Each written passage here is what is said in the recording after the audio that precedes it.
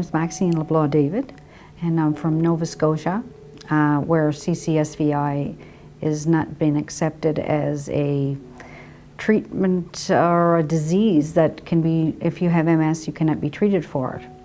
And the reason why I'm here today is to, hopefully by the end of the day I will be liberated. I'm very upset with our government. I had the privilege, I guess you could call it, privilege of talking to the minister myself, the health minister, and I talked to her for probably about an hour or so, and it didn't matter what I said to her. It was the same old, so sad, too bad, we're not going to do it. They say, well, we can't make these decisions unless we have all the parties are there. So you go to the medical people, and they say, well, we can't really say we can condone this because we haven't had the studies. So it's like, you know, catch-22. This one blames this one, blames this one. You know, she's not going to pass it because she's not getting the right information. She doesn't know what the risks are. Okay, but here you are in a wheelchair, right? Yes. You're not in this for a hobby, are you? No.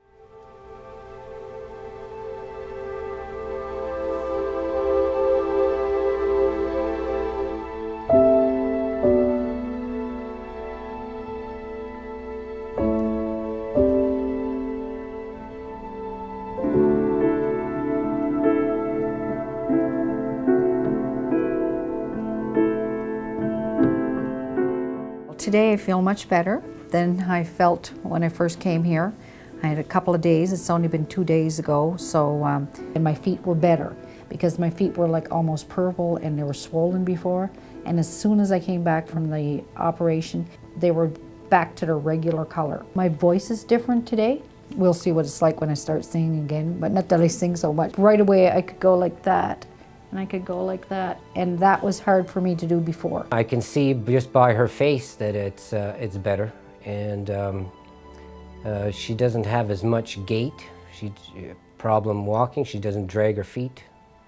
This is only 2 days, so just the fact that we could get the veins unblocked, cleared up, that to me would have been progress. I did notice this morning. I got up, and I did things right away. And that, it usually takes me about 2 or 3 hours before I'm actually doing something. And I can lift my leg up, which I couldn't do before. And the fact that all day yesterday, I did not need a nap. And usually I need 2. So that was the end of the fatigue. Usually she would sleep once or twice in the morning, and once or twice in the afternoon, and she went from, you know, basically 9 o'clock in the morning to 10 o'clock at night without sleeping at all.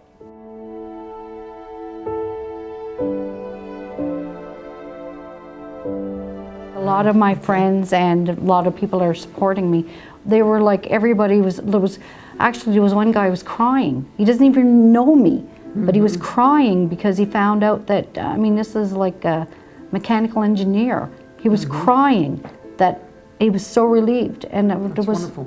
Yeah, I know, and I mean the love. They don't even know me. Right. That's the amazing part of it. So people out there, strangers, they care for you. The MS Society that you pay and raise money for, they don't really give 2 hoots of what's happened to you, basically. And they're not speaking for you, are they?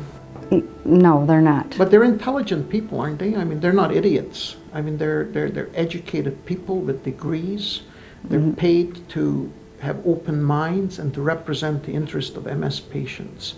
So here's the treatment. This is the first thing. You had MS for how long? 14 years. 14 years.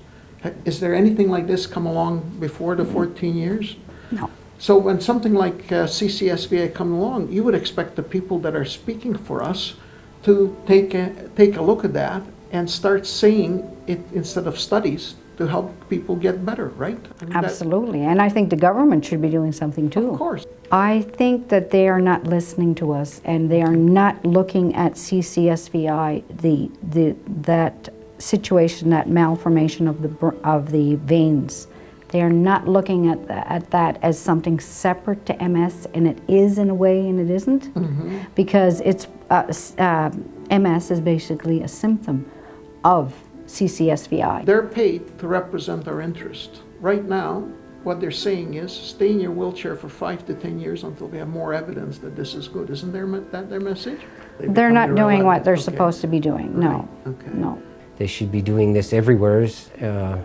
You shouldn't have to travel for 40 hours 2 ways to have this done, where you can get it done in your own country for $1,500 and this costs $15,000. To not be able to get it done in my own country is ridiculous. I have to go out of continent. I can't even be on the same continent to get this procedure done, which is going to, I think, enhance my life quite a bit. And the people that, you know, my family, everybody's worried about me.